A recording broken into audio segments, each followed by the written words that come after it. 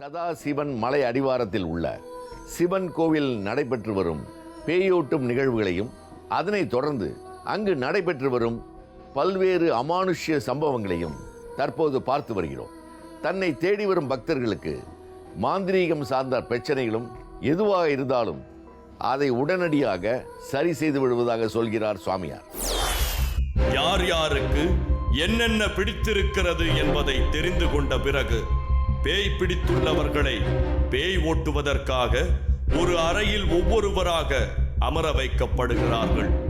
அப்படி அமர வைக்கப்பட்ட ஒரு பெண்ணுக்கு முகத்தின் முன் ஊதுபத்தியை காட்டியவாறே ஓம் என்ற மந்திரத்தின் சப்தங்களை எழுப்புகிறார்கள்.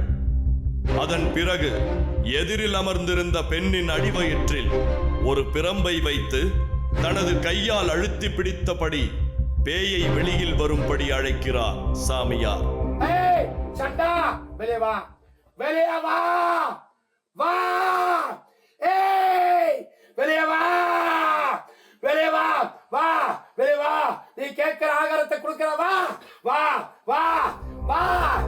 சாமியாரின் உடலில் விபூதியை பூசி விடுகிறார்கள் அவரது சீடர்கள். சாமியாரும் சீடர்களும் மந்திரங்களை சப்தமாக எழுப்ப எதிரில் அமர்ந்திருந்த பெண் அழத் துவங்கினார்.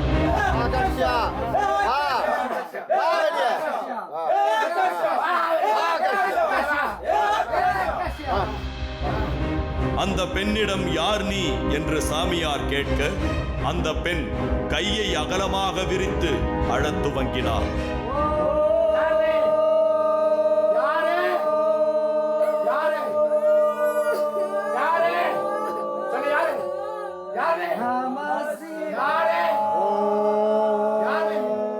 அந்த பெண்ணின் உடம்பில் இருந்து வெளியில் போகும்படி சாமியார் கேட்க அதற்கு முடியாது என்று மறுப்பு தெரிவித்தது அந்த பெண்ணுள் இருக்கும் பேய்.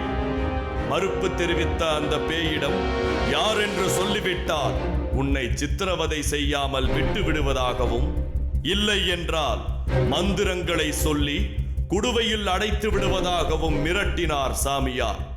அம்மா அப்பா பேர் என்ன, உன் பேர் என்ன சொல்லிட்டு என் பட்டு சொல்றேன். என் பட்டு ஒண்ணுமே நான் செய்யலடா. என் ஐயா மேல ஆணையிட்டு சொல்றேன். உன்னை நான் எதுவும் செய்ய மாட்டேன்டா. இது சத்தியம்.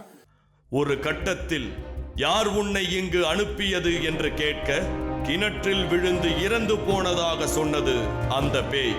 தான் இவர்களின் வீட்டருகில் வசித்து வந்த சிறுவன் விக்கி என்றும் பூங்கொடி ஆண்டி சொன்னதை கேட்காமல் நண்பர்களுடன் சென்று கிணற்றுக்கு அருகில் விளையாடிய போது கிணற்றில் தவறி விழுந்து விட்டதாகவும் தன்னை நண்பர்கள் காப்பாற்றவில்லை என்றும் சொன்னது அந்த சிறுவனின் ஆன்மா. அதை கேட்டுக்கொண்டிருந்த அந்த பெண்ணின் தாய் கண் கலங்கி விட்டார். தம்பி சத்தானம்மா போன வருஷம் பங்குனி மாசம் நிலத்தூர்ல ஜாத்திரை ஆகும்போது போய் ஊஞ்சிட்டாங்க. எங்க வீடு தான், எங்க வீடு பக்கத்துலயே 3வது வீடு தான். அவன் அழகா தப்பிச்சு வருவான். உன் வேலை என்னவோ அத மட்டும் பாரு. புதக்குழியா இருக்கிற பாதைக்கு போக வேண்டாம்னு சொல்றேன்.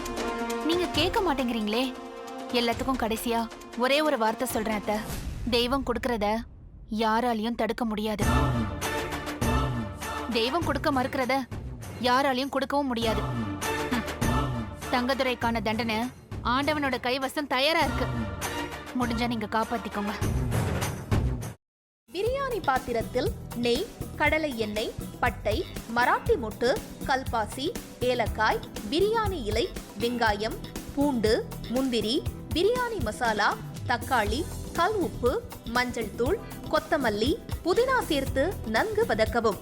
பின்னர் மட்டன், தயிர், சிறிது தண்ணீர் ஊற்றி கலந்து அதனுடன் சீரக சம்பா அரிசி சேர்த்து கொதித்த பின் பச்சை மிளகாய், புதினா சேர்த்து இறுதியாக தம் போட்டு இறக்கினால் சுவையான கொங்கு நாடு வெள்ளை மட்டன் பிரியாணி தயார்.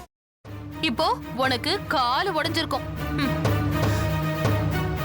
தனோ பார்த்து சூதானமா நடந்துக்கோ. இந்த வீடு பயங்கரமான காடு மாதிரி. யாரு அழிப்பாங்கன்னே தெரியாது. அக்கா, இப்ப நான் என்னக்கா பண்றது? யோசிக்கவே யோசிக்காத. உன் புருஷன் தலையில நறுக்குன்னு 4 கொட்டு கொட்டி சம்மதிக்க வச்சிரு. புரியுதா? சரிக்கா. முதல்ல அந்த வேலையை பாரு. போ. செல்வி எங்க போயிருக்கான்னு சொல்லு. அதான் நீங்க சொன்னீங்களேம்மா அவங்க அம்மா அப்பா வீட்டுக்கு போயிருக்காங்க. கரெக்ட், அப்படிதான் சொல்லணும். சரி, சந்தோஷ்க்கு லெமன் டீ கொடுத்துட்டு உடனே வந்துடணும், புரிஞ்சுதா? சரிங்கம்மா. எப்படி? ஐயோ, உனக்கு கிரிமினல் மைண்ட் இல்லடி, நீயே கிரிமினல் தான் என் தங்கம். ஒரு நிமிஷம். இதோ வரேங்க. நல்ல லூசு குடும்பம்டாது, என்ன சொன்னாலும் நம்புதுங்க.